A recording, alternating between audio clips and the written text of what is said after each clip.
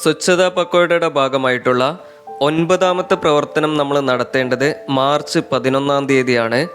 ജലലഭ്യത ഉറപ്പാക്കൽ എന്നതാണ് ഈ ഒരു പ്രവർത്തനത്തിലൂടെ നമ്മൾ നടത്തേണ്ടത്. അതായത് പ്രാദേശികമായിട്ടുള്ള സഹായ സഹകരണത്തിലും ബോധവൽക്കരണത്തിലും ഊന്നൽ നൽകിക്കൊണ്ട് ഈ വേനൽക്കാലത്ത് നേരിടാൻ സാധ്യതയുള്ള ജലദൗർലഭ്യത്തെ ഫലപ്രദമായി പരിഹരിക്കുന്നതിനുള്ള മുൻകരുതലുകളും മുന്നൊരുക്കങ്ങളും നടത്തുകയാണ് ഈ ഒരു പ്രവർത്തനത്തിലൂടെ നിങ്ങൾ ചെയ്യേണ്ടത്. അങ്കണവാടിയുമായി ബന്ധപ്പെട്ട് ജലലഭ്യത ഉറപ്പുവരുത്തുന്നതിൽ ഏറ്റവും പ്രധാനമായിട്ട് ശ്രദ്ധിക്കേണ്ട കാര്യങ്ങൾ: 1. കുടിവെള്ളത്തിനും പാചകത്തിനുമുള്ള ശുദ്ധജലം ഉറപ്പാക്കുക.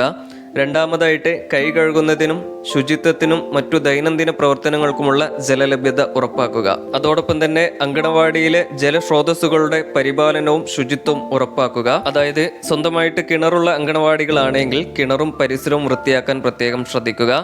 ALMCയുടെ സഹായത്തോടും പ്രാദേശിക സഹകരണത്തോടും കൂടി കിണർ ക്ലീൻ ചെയ്യുന്നതിനുള്ള നടപടികൾ സ്വീകരിക്കാവുന്നതാണ്. അതോടൊപ്പം തന്നെ കരിയിലെയും മറ്റു ജീവികളും കിണറിലേക്ക് ചാടാതിരിക്കാൻ വല കൊണ്ട് മൂടുന്നത് വളരെ ഉചിതമായിരിക്കും. അതുപോലെ കിണറിൽ നിന്നും വെള്ളം പമ്പ് ചെയ്യുന്നതിനുള്ള മോട്ടോറ്, പ്ലംബിംഗ്, ഇലക്ട്രിക് സംവിധാനങ്ങൾ എന്നിവയിൽ തകരാറുകളുണ്ടെങ്കിൽ അത് ALMCയെയും സൂപ്പർവൈസറെയും അറിയിക്കാനും തകരാറുകൾ പരിഹരിക്കാനും ശ്രദ്ധിക്കേണ്ടതാണ്. അതുപോലെ ജലത്തിന്റെ ഗുണനിലവാരം ഉറപ്പുവരുത്തുന്നതിനായിട്ട് വർഷത്തിൽ 2 തവണയെങ്കിലും വാട്ടർ ക്വാളിറ്റി ടെസ്റ്റിംഗ് നടത്താൻ ശ്രദ്ധിക്കേണ്ടതാണ്.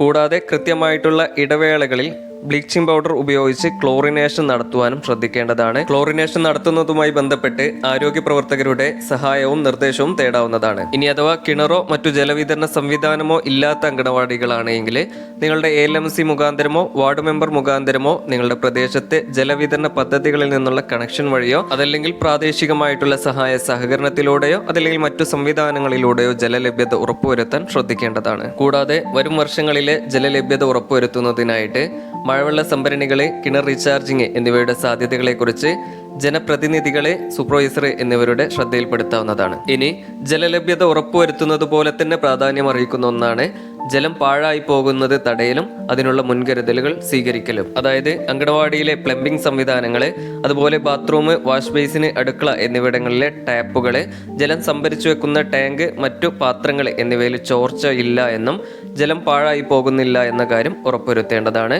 അതുപോലെ അടുക്കളയിൽ അരിയും പച്ചക്കറിയും കഴുകിയ വെള്ളം പുനരുപയോഗിച്ച് ന്യൂട്രി ഗാർഡൻ പരിപാലിക്കാനും ചെടികൾ നനയ്ക്കാനും ഉപയോഗിക്കാവുന്നതാണ്. അതിലെല്ലാം ഉപരി ഏറ്റവും പ്രധാനമായിട്ട് ജലം ഒട്ടും പാഴാക്കാതെ എങ്ങനെ ഫലപ്രദമായിട്ട് ഉപയോഗിക്കാം എന്നതിനെക്കുറിച്ചും ജലം സംരക്ഷിക്കുന്നതിന്റെ പ്രാധാന്യത്തെക്കുറിച്ചും നമ്മുടെ കുട്ടികളെ ബോധവാന്മാരാക്കേണ്ടതുണ്ട്. ചെറുകഥകളിലൂടെയും കളികളിലൂടെയും മാതൃകാപരമായിട്ടുള്ള പ്രവർത്തനങ്ങളിലൂടെയും ഇത്തരത്തിലുള്ള ബോധവൽക്കരണങ്ങൾ അവർക്ക് നൽകേണ്ടതും ഇത്തരം കാര്യങ്ങൾ അവരെ പരിശീലിപ്പിക്കാൻ ശ്രദ്ധിക്കേണ്ടതുമാണ്.